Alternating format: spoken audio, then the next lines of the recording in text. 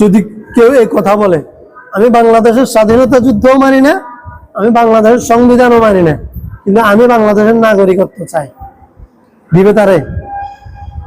বলে যে আমি বাকি দেশের সব আইন মানি, দেশের আমার কোনো কিছু হইলে আমি বাংলাদেশের পুলিশকে মানি, থানায় যাব, আদালতে মামলা করব, সেখানে বিচার ফায়সালা আমি যা করে সালিশ যা বলে মানি নিব, তারপরে ইউনিয়ন যা বলে মানি নিব, অথবা আমাদের স্থানীয় আদালত বোর্ড অফিসে যা বলে আমি মানি নিব, আমি আইডি কার্ড করব, জন্ম নিবন্ধন করব, সব করব, ভোট দিব, সব করব, বাংলাদেশের আইন, বাংলাদেশের বিরুদ্ধে কোনো ষড়যন্ত্রে লিপ্ত হব না, সব ঠিক আছে, কিন্তু আমি বাংলাদেশের সংবিধান মানি না এবং বাংলাদেশের স্বাধীনতা যুদ্ধ মানি না।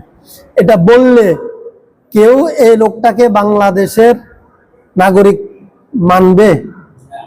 কোনোভাবেই রাষ্ট্র তাকে দিবে না। ঠিক সেম আপনি সব মানবেন ইসলামের, কিন্তু এই দুইটা জিনিস মানবেন না বা একটা জিনিস মানবেন না, আল্লাহ আপনাকে নাগরিকত্ব দিবে না, মানে ইসলামের নাগরিকত্ব যেটা সেটা দিবে না, ইমানের নাগরিকত্ব দিবে না।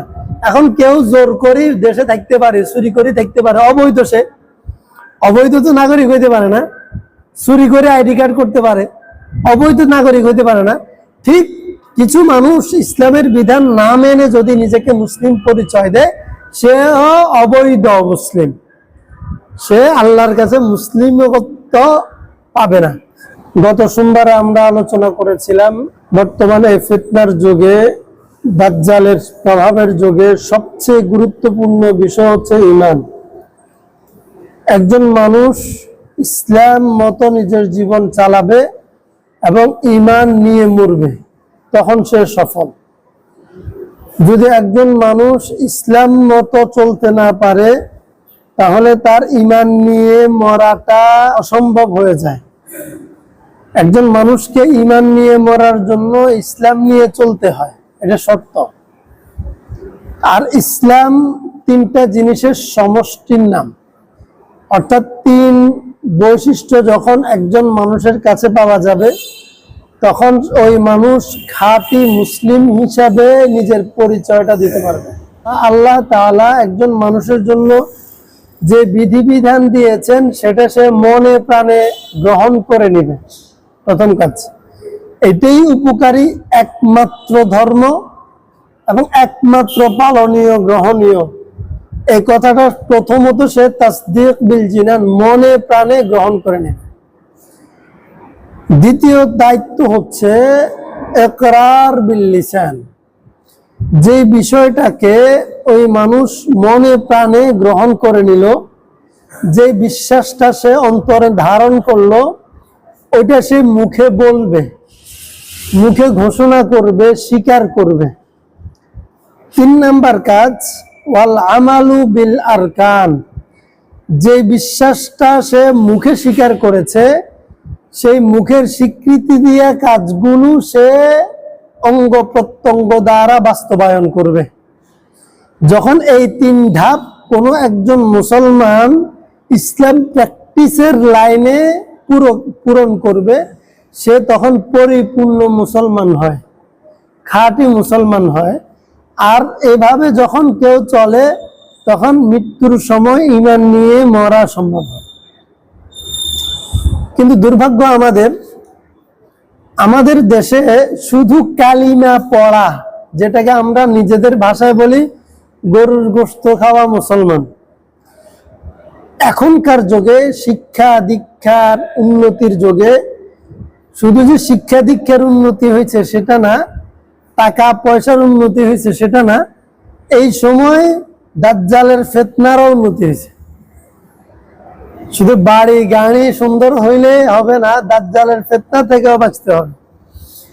এই জন্য এই সময় আমরা যে বিষয়টা সবচেয়ে বেশি ভয় পাই, মুসলমানদের জন্য যে জায়গাটা সবচেয়ে বেশি আতঙ্কের, সেটা হচ্ছে খুব বড় বড় শিক্ষিত মানুষ, সচেতন মানুষ, যারা মনে প্রাণে বলে যে আমি ইসলাম গ্রহণ করেছি, ইসলামকে পছন্দ করি, এবং বিভিন্ন সময় বলে আমি প্র্যাকটিসিং মুসলিম, এটা যারা বলে, এই শ্রেণীর মানুষদের মধ্যে এই কথা বলতেও দেখি যে আমি মুসলিম ঠিক আছে, কিন্তু ইসলামী শরিয়া আমি চাই না। এই কথাটা বলে বহু সচেতন মুসলমান, বিশেষ করে শিক্ষিত মুসলমান। আরো এক ধাপ এগিয়ে যদি বলি, রাজনীতি সচেতন মুসলমান যারা, ওই মানুষেরা সরাসরি ঘোষণা করে, স্বীকার করে এবং তারা ইসলামী শরিয়া মানি না এ কথা বলে শরিয়ার বিরুদ্ধে অবস্থান নেয়। আল ঈমানু হুয়া তাসদীকুন নাবিয়্যি বিজামিই মা জাআ বিহি। যেই মানুষটা আল্লাহর পক্ষ থেকে নবী মুহাম্মদুর রাসূলুল্লাহ সাল্লাল্লাহু আলাইহি ওয়াসাল্লামের কাছে নাজিলকৃত সেই বিধিবিধানগুলো পরিপূর্ণভাবে মেনে নেয়ার নাম হচ্ছে ঈমান। যে আল্লাহ রাসূল সাল্লাল্লাহু আলাইহি সাল্লামের কাছে আল্লাহর পক্ষ থেকে যা কিছু নাজিল হয়েছে সেখানে করণীয় আছে, বর্জনীয় আছে। কিছু আছে শুধু বিশ্বাস, কিছু আছে বিশ্বাস করলে হবে না, সেটা হাত পা দিয়ে অঙ্গ প্রত্যঙ্গ দিয়ে বাস্তবায়ন করতে হয়। কিছু আছে যে ছেড়ে দিতে হবে, এটা এই কাছেও যাওয়া যাবে না। লা তাকরাবুজ জিনা, যেরকম জিনার কাছে যাওয়া যাবে না, গুনাহের কাছেও যাওয়া যাবে না। আর যে জিনিসটা করণীয়, সেই করণীয় গুলো কোনোভাবে ছাড়া যাবে না।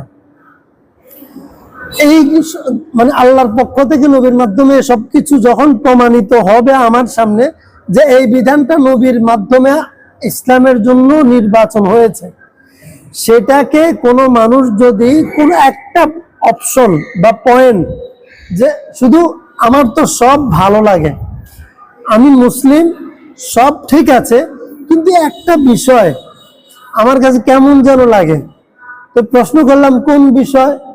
সে বলে যে দেখেন, পুরুষেরা ঘরের বাইরে গিয়ে চাকরি করে, অফিস আদালত করে, চাকরির সুবাদে দেশ দেশান্তর তারা ঘুরে বেড়ায়, ঘরের বাইরে চলে যায় যখন তখন।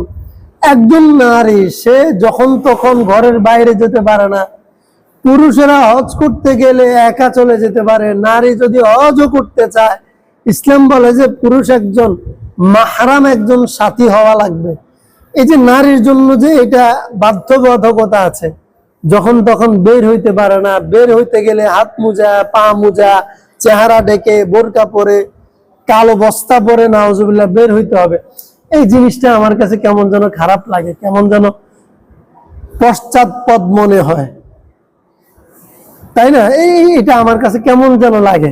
মানে কেউ একজন যদি বলে নারীরা শুধু ঘরে সন্তান লালন পালন করবে, স্বামী স্ত্রীর জন্য বা স্বামী সন্তানের জন্য রান্না করবে, কেমন লাগে না?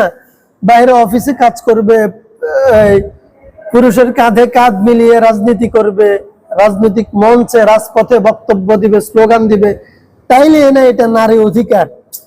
এটা না হইলে মনে হয় যেন নারীকে অধিকার থেকে বঞ্চিত করা হইল। কেউ যদি এই পয়েন্টে আসিয়ে এই চিন্তা আসে, সে কি ইসলামের এই জায়গায় বিধানের এই পয়েন্ট গ্রহণ করছে মনে প্রাণে? ভালোবাসার জায়গা থেকে সে কি অ্যাকসেপ্ট করছে? করে নাই। তাহলে বাকি সব মানার পরেও সে বেঈমান। দেখেন, এরপরে কেউ বলে যে না, নারীরা পর্দার বিরুদ্ধে থাকবে, এইটাও আমি পছন্দ করি, অ্যাকসেপ্ট করি। কিন্তু কেউ চুরি করলে, চুরি করে ধরা খাইলে তার হাত কেটে দিতে হবে, এটা কেমন অমানবিক মনে হয়, এটা কেমন বর্বরতা মনে হয় না, এটা জুলুম মনে হয়। এটা কেমন বিচার হইতে পারে? চুরি করলে বুঝি হাত কেটে দিতে হয়? এখন কেউ একজন যদি এই জায়গায় শুধু এই পয়েন্টে এসে বলে যে না, আমি সব ঠিক আছে, ইসলামের সবকিছু সুন্দর, শুধু এই জায়গাটা একটু সংস্কারের দরকার, এই জায়গাটা একটু সংস্কার, আধুনিকায়নের দরকার, না আমরা এখন থেকে হাত কাটবো না, এখন থেকে জরিমানা নিয়ে ছেড়ে দিব, তাহলে সে ইসলামের সব মানলো, একটা পয়েন্ট মানে নাই, সে বেঈমান। কেউ বললো যে না, চুরি করলে হাত কাটি দিবে, ঠিক আছে, এটাও মানলাম, এটাও মানা যায়। নারীরা পর্দার ভিতরে থাকবে, রাজনীতিতে অংশগ্রহণ করবে না সক্রিয়ভাবে, যদি ডাক্তারের কাছে যেতে হয়, বাজার করতে হয়, অসুবিধা না, স্বামীর সাথে, ছেলের সাথে, ভাইয়ের সাথে আসবে, বোরকা পরে, হিজাব পরে আসবে, এটা আমি মানলাম। চুরি করলে হাত কাটবে, এটাও মানলাম। কিন্তু কেউ যদি জেনা করে, বান্ধবীর সাথে গুনাহের কাজে লিপ্ত হয়ে যায়, বান্ধবীর সাথে যদি তারা সহবাস করে ফেলে, তখন এই ছেলেটাকে 100 দৌড়া মারা, এটা কেমন যেন একবারই মধ্যযুগীয় বর্বরতা মনে হয়। একজন মানুষ সে বান্ধবীর সাথে মেলামেশা করতেই পারে, অপরাধ হয়েছে, তারা কেন আমি শাস্তি দিব? যেহেতু তারা একজনকে একজন ভালো লাগছে, তাদেরকে আমরা বিয়ে করাই দিই, ব্যাস সমাধান হয়ে গেল। এটা তো সুন্দর সলিউশন। কেউ যদি মনে করে এটাও তো সুন্দর সলিউশন, বিয়ে করাই দিলাম, তাদের একজনকে একজন ভালো লাগছে, বিয়ের আগে মেলামেশা করছে, ঠিক আছে বিয়ে করি, তোমরা একসাথে থাকো, ব্যাস বাকি জীবন কাটাও। দুইজনকে মানে নিল, দুই পরিবারকে মানে নিল, সমাজও মানে নিল, রাষ্ট্র মানে নিল, সমস্যা কোথায়? এই জায়গায় ইসলাম শরিয়া মানতে গিয়ে এই যুবক ছেলেটাকে অবিবাহিত হওয়ার কারণে 100টা দৌড়া দিব। আবার যদি ওই যুবক যদি বিবাহিত হয়, তাহলে তাকে পাথর মেরে সঙ্গে সার করে একবারে হত্যা করে ফেলবো, কোমর পর্যন্ত গাড়িয়ে পাথর মেরে হত্যা করব। এইটা কেমন একবারে নিষ্ঠুরতা, বর্বরতা! কোনো আধুনিক শিক্ষিত মস্তিষ্কের সচেতন মুসলমান যদি সে তাহাজ্জুদও পড়ে, নামাজও পড়ে, তাবলিগে প্রত্যেক সিল্লাও লাগায়, ছেলেগুলারে হাফেজ বানাইলো, মুফতি বানাইলো, হ্যাঁ, তার 2টা ছেলে খতিব, সব ঠিক আছে, যদি শুধু এই জায়গায় এসে সে আপত্তি তোলে, অপছন্দ প্রকাশ করে, সে বেইমান। ক্লিয়ার বুঝে আসছে? ইমান এমন স্পর্শকাতর, এত গুরুত্বপূর্ণ জিনিস যে আল্লাহর বিধান যেভাবে যে জায়গায় সেট করা হয়েছে, প্রণয়ন করা হয়েছে, সেটাকে ওই জায়গায় ওইভাবে সেট করার মানসিকতা রাখা, ওইটা লালন করা, বিশ্বাসটাকে না আমার সুযোগ হইলে আমি আল্লাহর শরিয়া মতো বিচার ফয়সালা করব, আমি চাই এটা হোক। আমাদের দেশে নাই, ঠিক আছে, নাই, যারা করে নাই তাদের কাঁধে গুনাহের ভার চলে যাক। আমি মনে প্রাণে চাই, যেহেতু আমি মুসলমান, কোরআনের আইন আমার দেশে প্রয়োগ হোক, চালু হোক, এটা চাই। যখন সে বলবে আর প্রয়োগ করতে পারবে না, সে ইমানদার। যখন সে বলবে না আমি চাই না, শরিয়া চাই না, আমি ওপেন বলে, এখন ওপেন বলে, এই টকশোতে বসে বলে, তারপরে ভিডিও ক্লিপ বানিয়ে বলে, বক্তব্যে দাঁড়িয়ে বলে আমি শরিয়া চাই না, কিন্তু আমি মুসলমান। এটা হচ্ছে গায়ে জোরে মুসলমান হওয়ার চেষ্টা করা, মানে আয়াতে চলে যাব, আমাদের মূল কথাটা মাথায় ঢুকে। যেহেতু আমাদের মূল কাম কি? ইমান টিকানো, তাই না? ইমান আমাদেরকে টিকাইতে হবে। আমি আমল কি করতে পারি না পারি, কিন্তু আমার বিশ্বাসের জায়গা একবারে স্বচ্ছ করতে হবে, এখানে কোনো ভেজাল রাখা যাবে না। তাহলে শরিয়া পালনের জন্য চেষ্টা করতে না পারি, বিশ্বাসটাকে মনে ধারণ করা, যে কোরআন মতো নিজের জীবন, নিজের সবকিছু চালানো, এই বিশ্বাসটা করা হচ্ছে যে ইমান। একজন মানুষকে ইমান নিয়েই তো মরতে হবে, তাই না? তাহলে এই বিশ্বাসগুলো নিয়ে আমরা ইনশাআল্লাহ মরতে চাই। আচ্ছা, একজন মানুষ যদি বলে আমি বাংলাদেশের স্বাধীনতা যুদ্ধও মানি না, আমি বাংলাদেশের সংবিধানও মানি না, কিন্তু আমি বাংলাদেশের নাগরিকত্ব চাই, দিবে তারে? বলে যে আমি বাকি দেশের সব আইন মানি, দেশের আমার কোনো কিছু হইলে আমি বাংলাদেশের পুলিশকে মানি, থানায় যাব, আদালতে মামলা করব, সেখানে বিচার ফয়সালা আমি যা করে, সালিশ যা বলে মানে নিব, তারপরে ইউনিয়ন যা বলে মানে নিব, অথবা আমাদের স্থানীয় আদালত বোর্ড অফিসে যা বলে আমি মানে নিব, আমি রিকার্ড করব, জন্ম নিবন্ধন করব, সব করব, ভোট দিব, সব করব। বাংলাদেশের আইন, বাংলাদেশের বিরুদ্ধে কোনো ষড়যন্ত্রে লিপ্ত হব না, সব ঠিক আছে, কিন্তু আমি বাংলাদেশের সংবিধান মানি না এবং বাংলাদেশের স্বাধীনতা যুদ্ধ মানি না। এটা বললে কেউ এই লোকটাকে বাংলাদেশের নাগরিক মানবে? কোনোভাবে রাষ্ট্র তাকে দিবে না। ঠিক সেম, আপনি সব মানবেন ইসলামের, কিন্তু এই 2টা জিনিস মানবেন না বা একটা জিনিস মানবেন না, আল্লাহ আপনাকে নাগরিকত্ব দিবে না, মানে ইসলামের নাগরিকত্ব যেটা সেটা দিবে না, ইমানের নাগরিকত্ব দিবে না। এখন কেউ জোর করে দেশে থাকতে পারে, চুরি করে থাকতে পারে, অবৈধ, সে অবৈধ তো নাগরিক হইতে পারে না, চুরি করে আইডি কার্ড করতে পারে, অবৈধ নাগরিক হইতে পারে না। ঠিক কিছু মানুষ ইসলামের বিধান না মেনে যদি নিজেকে মুসলিম পরিচয় দেয়, সে অবৈধ মুসলিম, সে আল্লাহর কাছে মুসলিমত্ব পাবে না। এখন আসেন, আমি যে আয়াত তেলাওয়াত করেছি এখানে কি বলে দেখেন, বিশ্বাসের মূল জায়গাটা কোথায়? কুল মান ইয়ারযুকুকুম মিনাস সামাই ওয়াল আরদ। আল্লাহ নবীকে বলে, নবী আপনি মক্কার কাফেরদেরকে একটা প্রশ্ন করেন, কি?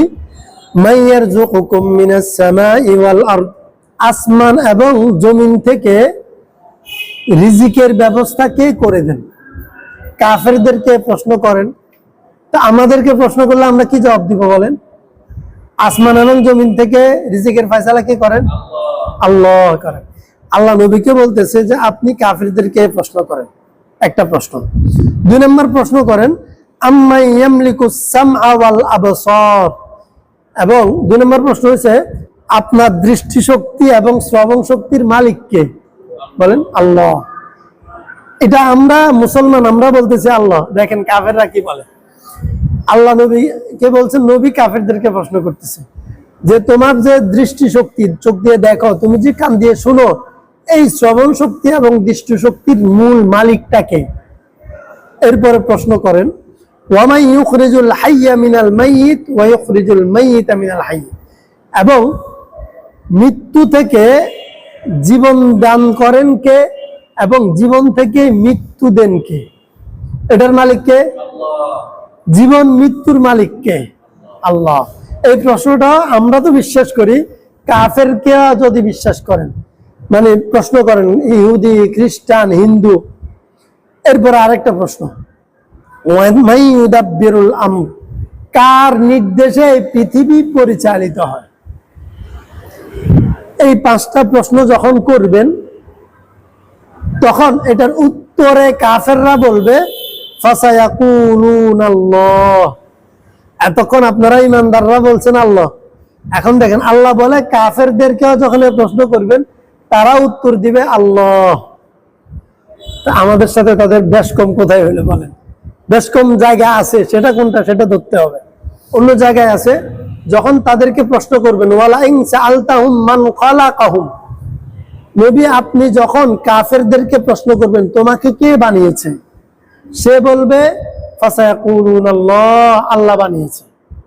তাদেরকে যখন প্রশ্ন করবেন, ওয়ালা ইন সাআলতাহুম মান খালাকাস সামাওয়াতি ওয়াল আরদ, আসমান জমিন কে বানিয়েছে, পৃথিবী কে বানিয়েছে, তখন ফাসায়াকুলুনাল্লাহ, ওই কাফেররাও বলবে, হিন্দুরে জিজ্ঞেস করলেও সেও বলবে আল্লাহ বানিয়েছে। তাহলে তার সাথে আমার পার্থক্য কোথায়? পার্থক্য হচ্ছে এ বিশ্বাস সেও করে, আমিও করি। এখন এটার সাথে আরেকটা বিষয় আমাদের বিশ্বাস আছে, তার আছে। এই পার্থক্য শুরু হয় কিভাবে? সে কিছু মূর্তি বানায়, বানিয়ে বলে যে আল্লাহর প্রতিনিধিত্ব করে এরা। যে আল্লাহ যে বলল এই এক মূর্তিকে আল্লাহ দায়িত্ব দিলেন, সে আল্লাহর পক্ষ থেকে এই মানুষের লেখাপড়ার দায়িত্ব নেয়, আরেকটা ব্যবসা বাণিজ্যের দায়িত্ব নেয়, আরেকটা সুস্থতার দায়িত্ব নেয়।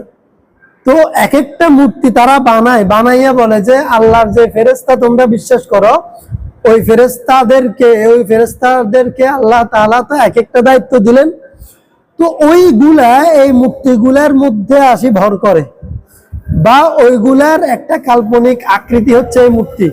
তো আল্লাহ যেহেতু এদেরকে তার প্রতিনিধিত্ব করার জন্য দায়িত্ব দিছে, এই জন্য আমরা এদেরকে খুশি করার জন্য এদের মূর্তি বানাই, পূজা করে। তারা বলে এটা।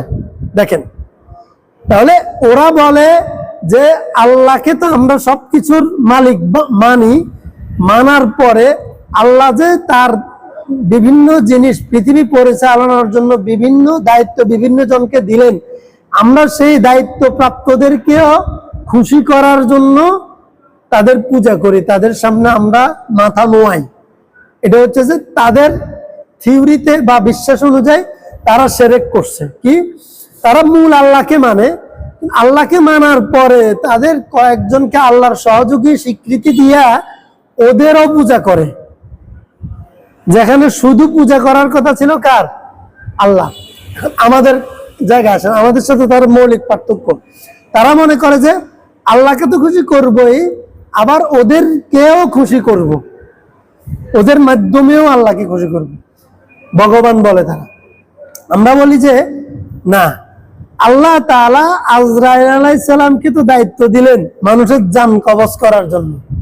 তো এখন আমরা কেউ অসুস্থ হয়ে গেলে, মৃত্যুর কাছাকাছি গেলে, মৃত্যু থেকে বাঁচার জন্য আজরাইলের পূজা করিনি যে আজরাইল আমি একবার মানত করলাম তোমার নামের উপর, তোমার সামনে আমি মাথা ঝুঁকলাম, 2 হাত জোড় করি তোমার কাছে আমি সাহায্য চাইলাম, দয়া করে আমার বাবারে, আমার মারে, আমার সন্তানটাকে তুমি জান কবজ করিও না। মুসলমানদের কেউ কি আজরাইলের নামে মানত করেনি? করে না। এই দেখেন পার্থক্য। কিন্তু আজরাইলকে আল্লাহ কিন্তু দায়িত্ব দিছে, মিকাইল আলাইহিস সালামকে দায়িত্ব দিছে আল্লাহ তাআলা বৃষ্টি দেওয়ার জন্য। এখন খরার দিনে বৃষ্টি হয় না, সব শুকাই যায়, কি গরম না? আমরা মসজিদে দোয়া করি না, কার কাছে করি?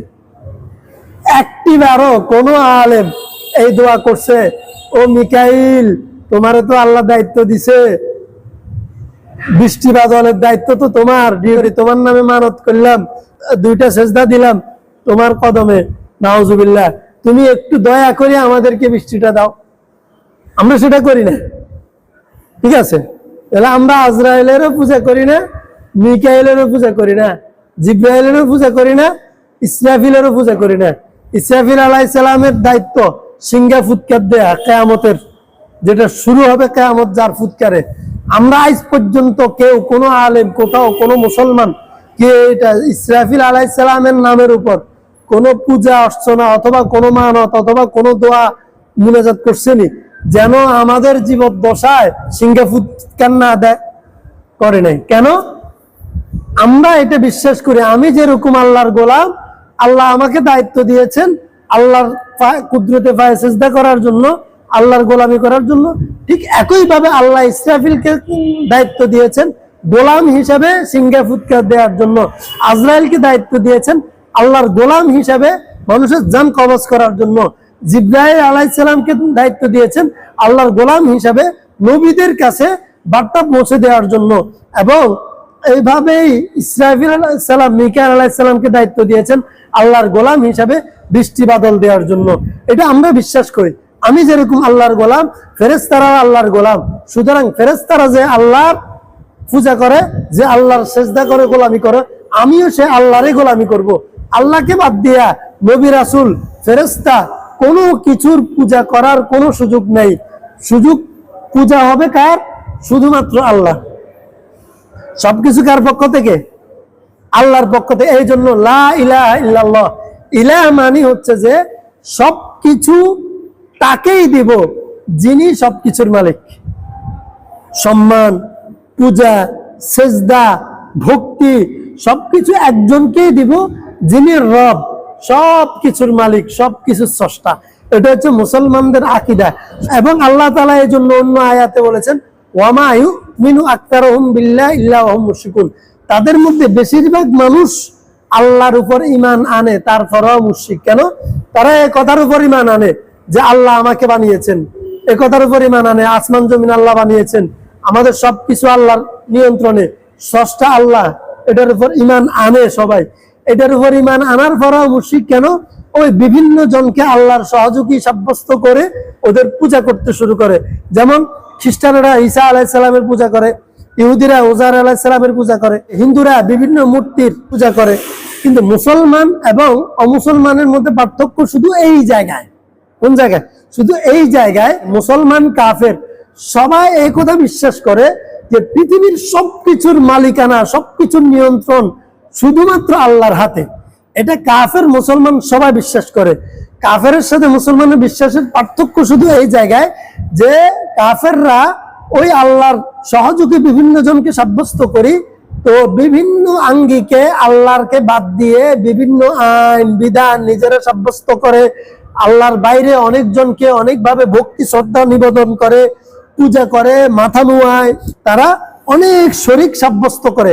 আর মুসলমান শুধুমাত্র আইন প্রণেতা হিসেবে দাতা এবং গ্রহীতা দুই দিক থেকেই একমাত্র আল্লাহকে মানে, যে আল্লাহ আমাদেরকে সবকিছু দিচ্ছেন, আমরা যা দিব, ভক্তি দিব, শ্রদ্ধা দিব, সব আল্লাহকে দিব, আল্লাহকে দিব। যখন কোনো একজন ডাক্তারের চিকিৎসায়ও আমাদের রোগ সুস্থ হয়, আমরা বলি যে এই ডাক্তারের চিকিৎসার উসিলায় আল্লাহ আমাকে ভালো করছেন।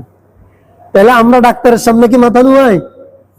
ডাক্তারে তার বিনিময়ে ভিজিট দিয়ে চলে আসি, আর আল্লাহর দরবারে মসজিদে আসি সেজদা দিয়ে, আল্লাহ তুমি আমার সন্তানটাকে সুস্থ করছো। এটা হচ্ছে মুসলমানের ইমানের মূল পয়েন্ট, যে অন্যরা বিধান আইন নিজেরা প্রণয়ন করে যে তারা কিভাবে চলবে, সংসার কিভাবে চালাবে, মানে আল্লাহর মৌলিক বিধানের বাইরে বিচার কিভাবে হবে, রাষ্ট্র কিভাবে চলবে, রাজনীতি কিভাবে হবে, সবকিছু অন্যরা বিভিন্ন ভাবে প্রক্রিয়াজাত করে, মেনটেন করে, ম্যানেজ করে, ফর্মুলা তৈরি করে। আর মুসলমান যারা খাঁটি মুসলমান জীবনের সকল ক্ষেত্রে শুধুমাত্র আল্লাহকে মানে, শুধুমাত্র আল্লাহ শুধু আমাকে বানিয়েছেন সেটা মানে না, আল্লাহ যেহেতু বানিয়েছেন আল্লাহর বিধান মতো আমার জীবন চলবে, আমার সমাজ চলবে, আমার রাষ্ট্র চলবে, এইটাও মানার নাম হচ্ছে খাঁটি মুসলমান হওয়া। তো বুঝে আসছে তো কাফেরের সাথে আমাদের ইমানের পার্থক্য। আল্লাহ তাআলা আমাদের প্রত্যেককে এই জায়গায় বিশ্বাসটা ধারণ করার তৌফিক দান করুন, আমিন। ওয়া আখির দাওয়ানা আলহামদুলিল্লাহি রাব্বিল আলামিন।